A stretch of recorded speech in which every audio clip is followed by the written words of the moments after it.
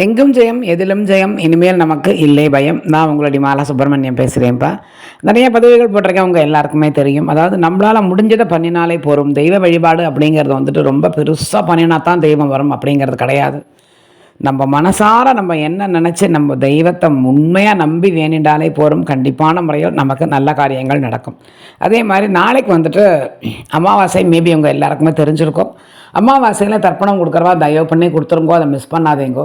அதாவது பித்ருக்கள் வழிபாடு அப்படிங்கிறது நம்ம பண்ணின புண்ணியம் பண்ணியிருந்தாலும் நமக்கு இந்த ஜென்மத்திலேயே நம்ம என்ன மாதிரி இந்த பித்ருக்கள் வழிபாடு பண்ணாமல் இருந்தால் அது இந்த ஜென்மத்திலேயே நம்மளை தாக்கும். அடுத்த ஜென்மங்கிறது கிடையாது. இப்போ நம்ம பெரியவா நம்ம அம்மாவோ அப்பாவோ மாமியாரோ மாமனாரோ தாத்தா பாட்டி யார் போயிருந்தாலும் இப்போ நம்ம தான் தர்ப்பணம் கொடுக்கணும் அப்படிங்கிற பட்சத்தில் நம்ம கண்டிப்பாக கொடுத்தே ஆகணும். அது கொடுக்கலைன்னா அவள் ஆசீர்வாதம் நமக்கு கண்டிப்பாக கிடைக்கணும். அது கிடைக்கலை அப்படின்னாக்க தெய்வத்தால் கூட நம்மளை காப்பாற்ற முடியாது. ஏன்னா அப்பேற்பட்ட சக்தி பித்ருக்களுக்கு உண்டு. காக்காக்கு சாதம் போடுறது, அதுக்கப்புறம் நம்ம எந்த ஊர் கோவிலில் போய் இங்கே தண்ணி இருக்கிற இடத்துல பண்ணினா ரொம்ப விசேஷம்பா, அங்கே போய் பண்ணுறது. அப்படி இல்லையா கோவிலில் அதுக்குன்னே ஒரு சில இடங்கள் இருக்கும், அவள் பண்ணி வைப்பா, அங்கே போய் பண்ணிக்கிறது. அந்த மாதிரி இல்லை ஆற்றுலேயே டேப் ரெக்கார்டரை போட்டு நான் எள்ளையும் தண்ணி இறச்சிருவேன் அப்படின்னா அது உங்களோட இஷ்டம், அதுவும் நம்ம பண்ணிக்கலாம். மாட்டுக்கு அகத்திக்கீரை கொஞ்சம் கொடுங்கோ, யாராவது முடிஞ்சால் யாருக்காவது ஒரு வேளை சாப்பாடு வாங்கி கொடுங்கோ, அது உங்களுடைய இஷ்டம். இது பண்ணியாச்சுனாக்கா இது அமாவாசை அன்னைக்கு இது அர்ப்பணம் கொடுத்துட்டு அப்புறம் தான் விளக்கேற்றணும். ஆற்றுல ஏற்றப்படாது ஆக்சுவலி விளக்கு. அதே மாதிரி அமாவாசை அன்னைக்கு வாஸ்தலிச்சு கோலம் போடப்படாது. ஏன்னா அதை முடிச்சுட்டு தான் பண்ணணும், அடுத்த நாள் தான் பண்ணுவாள். ஸோ மேபி உங்கள் எல்லாருக்குமே தெரிஞ்சிருக்கும், தெரியாத வழக்கு தான் சொல்கிறேன்.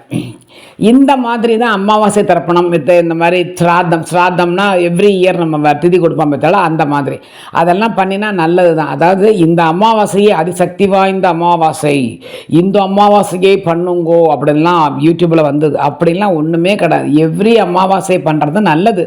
நமக்கு மட்டும் இல்லை, நம்ம குழந்தைகளை நன்னா அதை காப்பாற்றும். அது அடுத்த ஜென்மத்துலேயும் நமக்கு தொடரும்பா. இந்த மாதிரி இந்த இது வந்துட்டு அத்தனை ஒரு சக்தி.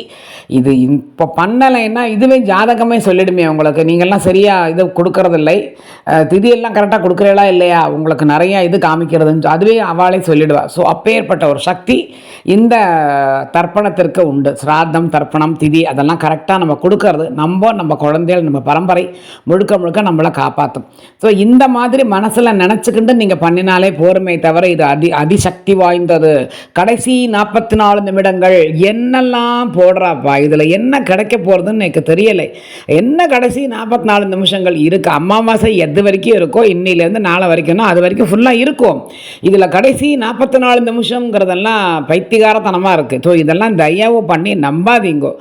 தெய்வத்தை நன்னா வேண்டிக்கோங்க. உங்களால் எது முடியுமோ அதை பண்ணுங்க. சப்போஸ் உடம்பு முடியாமல் நான் கிடைக்கேன், என்னால் எழுந்திருக்கவே முடியலை அப்படின்னாலுமே தெய்வம் கண்டிப்பாக தப்பாக நினச்சிக்காது. ஏன்னா நம்மளுடைய நிலைமை தெய்வத்துக்கு தெரியும். இந்த வாட்டி என்னால் முடியலைப்பா, என் நிலைமை அப்படி இருக்குது அப்படின்னா தெய்வத்துக்கு அது தெரியும். ஸோ கண்டிப்பாக தெய்வம் நம்மளை தண்டிக்காது. ஏன்னா எது நல்லது எது கெட்டது எது உண்மை எது பொய்யுங்கிறது தெய்வத்தை நம்ம ஏமாற்ற முடியாது இல்லையா. அவள் எல்லாத்தையும் தெய்வம் பார்த்துக்கிட்டே தான் இருக்கும். அதே உண்மையாகவே நம்ம அம்மா அப்பாக்கோ யாருக்கோ அவளுக்கும் நம்மளுக்கு தெரியும், அம்மா என் நிலைமை எப்படி இருக்குது இன்னைக்கு உன்னை பற்றி தெரியாதா. ஸோ அவளுக்கே தெரியும். அதனால் அந்த மாதிரி என்னைக்குண்டு முடிஞ்ச வரைக்கும் 100% கொடுக்கறதுக்கு பாருங்கோ. அப்படி ரொம்ப முடியாத நிலைமையில் விட்டுருங்கோ.